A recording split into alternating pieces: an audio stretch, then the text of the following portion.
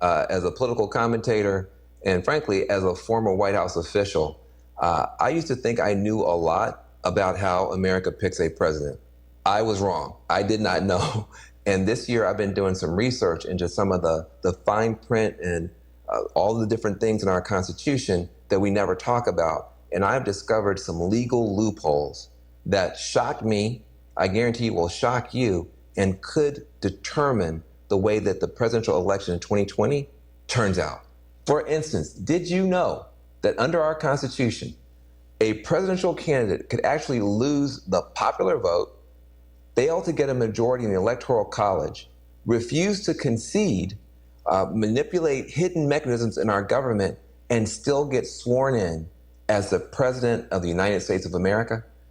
That's a true fact. I know it sounds like some crazy House of Cards episode, and I wish it was, because then we could just change the channel, but I just described to you a real world, real life possibility that could occur this year, the year I'm talking, in 2020, or in some other year if we don't fix some of these glitches in our system. So if you think, though, that the American people's choice in a US presidential election should actually be sworn in to become president of the United States, please pay attention to this talk. I'm going to teach you how to stop a coup, okay? Now, where to begin? All right, how about this? It turns out that one of the main safeguards of US democracy is not in the Constitution at all. It's not in the law at all. It's actually just a little tradition, it's a little custom. And yet, this one voluntary gesture is one of the main reasons that you almost never have riots and bloodshed and strife after a US election. What I'm talking about is a concession speech, okay? It's ironic. It's the one speech no presidential candidate ever wants to give, and yet it is that public address that is most important for the health and the well-being of our nation. It's that speech, when a presidential contender gives it, it's after the advisors come and the media tells them, look, you're not gonna get enough votes to be able to hit that magic number of 270 electoral college votes. You're just not gonna get there. At that moment, you don't think about this, but the fate of the entire republic is in the hands of a single politician and their willingness to walk out there and stand in front of their family and stand in front of the cameras and stand in front of the whole nation and say, I am conceding the race voluntarily. Thank you to my supporters. The other person has won now. Congratulations to them. Let's unite behind them. Let's move on. Let's be one country. God bless America. We've seen it 1,000 times. Make no mistake. This is a remarkable tradition in our country because at that moment, that candidate still has at her command a nationwide army of campaign activists, of diehard partisans, tens of thousands of people. They could just as easily take up arms, take to the streets, they could do whatever they want to. But that concession speech instantly demobilizes all of them. It says, hey, guys, stand down. Folks, it's over. Moreover, that concession speech helps the tens of millions of people who voted for that person to accept the outcome. Acknowledge the winner, however begrudgingly, and then just get up the next morning, go to work, go to school, maybe disappointed, but not disloyal to America's government. And even more importantly, that concession speech has a technical function in that it kind of allows all the other steps that our Constitution requires after the voting. And there are a bunch of steps, like you got the Electoral College that's got to meet, you've got Congress has got to ratify this thing, you got inauguration to be had. All that stuff can just move ahead on automatic pilot because after the concession speech, every subsequent step to either reinstate the president or elevate a new president just happens on a rubber stamp basis. The Constitution requires it, but it's a rubber stamp. But we sometimes forget, candidates do not have to concede. There's nothing that makes them concede. It's just a norm in a year in which nothing is normal. So what if a losing candidate simply refused to concede? What if there is no concession speech? Well, what could happen might terrify you. I think it should. First, to give you the background, let's make sure we're all on the same page here. Let me give you this analogy. Think about a presidential election as a baseball game. At the end of the ninth inning, whoever is ahead wins, whoever's behind loses. That's baseball.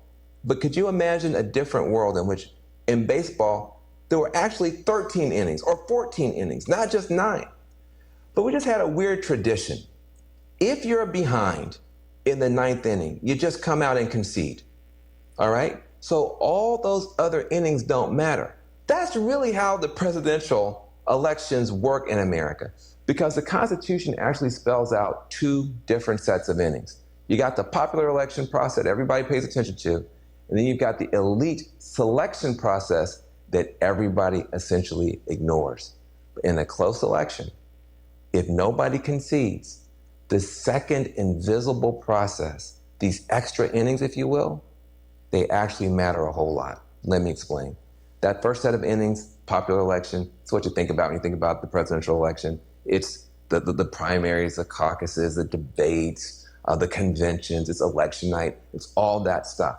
Most of the time, the loser on election night at that point just concedes. Why? The American people have spoken, all of that. But according to the Constitution, the game is technically not over. After the cameras go away, after the confetti swept away, the Constitution requires this whole other set of innings, these elite selection process stuff, and this is all behind closed doors, it's among government officials, and this process goes from the end of the vote counting in November through December, all the way into January. You just never think about it because for so many generations, these extra innings haven't mattered much because the election night loser just concedes. So this other stuff's just a formality. Even in 2000, Vice President Al Gore gave up as soon as the Supreme Court ordered an end to the vote counting. Gore did not continue the fight into the state legislatures, into the Electoral College, into Congress. He didn't try to discredit the results in the press. Frankly, he didn't send his supporters out into the streets with protest signs or pitchforks or long guns. As soon as the court said the vote count is done, he just conceded to George W. Bush. Because that's what we do. That's just kind of how we do things around here. You don't fight in the extra innings until maybe 2020, when one major candidate is already saying he may not accept the results of the vote counting. Curse you 2020. So what could happen instead? Instead of conceding, a losing candidate could launch a ferocious fight to grab power anyway, or to hold on to power anyway. In the courts, yes, but also in the state houses, electoral college, even in Congress. They could file, for instance, dozens of lawsuits attempting to block the counting of millions of mail-in ballots, saying they should all be thrown out, they're all fraudulent. Then they could demand that the states refuse to certify the election because of all this alleged fraud or interference from a foreign power, or the loser's party could send a rival slate of electors to the Electoral College or to Congress and say, no, we're the real electors, and create a whole situation with that. Any of this stuff could create such a mess in the Electoral College and the Congress that the whole matter just winds up in front of the House of Representatives for the first time since the 1800s. Now, here's where it gets totally crazy. If the presidential election winds up in the Congress and the House of Representatives, they don't have to pay any attention at all to the popular vote or the electoral vote. It's like the election never happened. And then it gets even crazier. The final tally in the House is taken not by delegate, but by delegation. In other words, individual Congress people don't get to vote. It's done by states. Now, get your head wrapped around this. In 2020, the majority of Americans live in blue states, but there are more red states. So there's a possibility that the Republicans in the House of Representatives could just anoint their candidate to be president, even without the popular vote or a majority in electoral college. That could happen. Now, some people would call that outcome a perfectly legal, perfectly constitutional coup against the very idea of majority rule in the United States. That is possible under our Constitution, and it could happen this year. So what can you do about it? Okay, now keep in mind, if the margin of the victory is so massive, it's truly massive, the losing candidate's political party is going to walk away and just let their leader go down. Nobody's going to risk a constitutional crisis to save somebody who is super unpopular. But if the race is close, all bets are off. And then the fight could continue long past election night. You could be, trying to impact this whole other process you never heard of before. You're gonna have to be, lobbying, protesting, speaking out, contacting lawmakers, a whole other process you've never done before. So landing in this completely unfamiliar scenario, what can you do? How are we supposed to act? What are we supposed to do in this situation? There's basically three things that matter. Number one, get informed. A number of progressive organizations are already working hard to warn Americans about this growing threat to our democracy. Some organizations you could look into and research for yourself: choosedemocracy.us, electiontaskforce.org, protectdemocracy.org, mobilize.us, allamericans.org, civicalliance.com, and the Fight Back table at demos.org. All these groups are working on this. Now, on the right, if that's your cup of tea, you could also check out the Heritage Foundation or the Government Accountability Institute. They're focused on voter fraud. But you gotta get informed, no matter what side you're on. Also, number two, you gotta get loud. You gotta get loud. A situation like this, these days, everybody is a media channel. You are the media. So use your own voice. And when you do, my advice, speak to universal American values, not the partisan stuff, okay? Speak to the American values that every American should be down with, no matter what party they're in. The idea that every voter counts and that every vote should be counted, that's an American value, period. The notion that the majority should rule in America, that's an American value. The idea that an incumbent president should concede honorably and graciously and ensure a peaceful transfer of power rather than trying to use every trick in the book to hang on to power, that's an American value too. If you stick with those values, you're going to be heard by a lot more people and help bring the country together. And lastly, sorry folks, voting's not enough. You're going to have to get active. You're going to have to get involved. You could join and support with your money some existing organizations, powerful groups like the Leadership Conference on Civil Rights, the ACLU, NAACP, Legal Defense Fund, Indivisible, colorchange.org. These groups are going to be fighting in the courts, fighting in Congress to try to make sure that we have a fair outcome. Those groups could use your help and your donations. But if it gets to the point where you feel that you have to take it to the streets, that you're going to have to go outside and demonstrate and march and protest, please do it peacefully.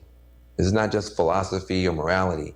A lot of studies have shown that it's the peaceful protests that are more successful at challenging these would-be dictators and reversing coup attempts. It's the peaceful ones. Why?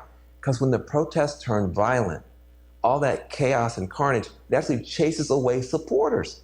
So rather than the demonstrations getting bigger and the protests getting bigger, they start to shrink.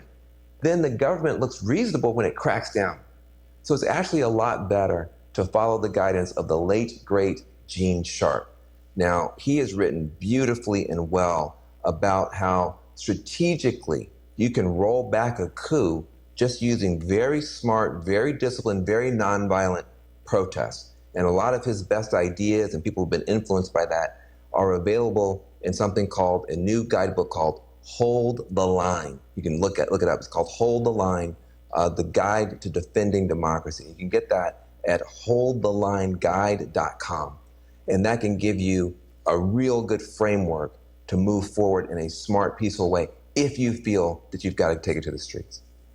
Now look, I know all this stuff is overwhelming, and I got to admit, some of these steps may not be enough. A truly rogue president could call on, private armed militia to try to intimidate lawmakers into keeping him or her in power. Or they could just abuse their emergency powers and try to stay in office indefinitely. So, we've got some real problems with our system. The best way to stop a coup is to update and strengthen our democratic system as soon as this election is over. Maybe we need to rethink, reimagine, or just get rid of this whole electoral college, extra innings thing in the first place. I know for sure we've got to do a better job of protecting voter rights, of prosecuting voter intimidation, and also making sure we got the technology that nobody needs to be afraid of voter fraud. These are the steps that we're going to have to take to make sure that we have a democracy and the democracy endures. Because never forget this. In the long sweep of human history, a democratic republic is the rarest form of government on earth. Democracies are fragile. Democracies can fail. And what citizens do or fail to do in a moment of crisis can determine the final fate of government of, by, and for the people. So let's do our best, vote, but this time we got to stay vigilant and active. Even after the ballots have been counted, we got to stay active all the way through to Inauguration Day. But I want to say to you, I will support the winner of a free and fair election, no matter which candidate wins.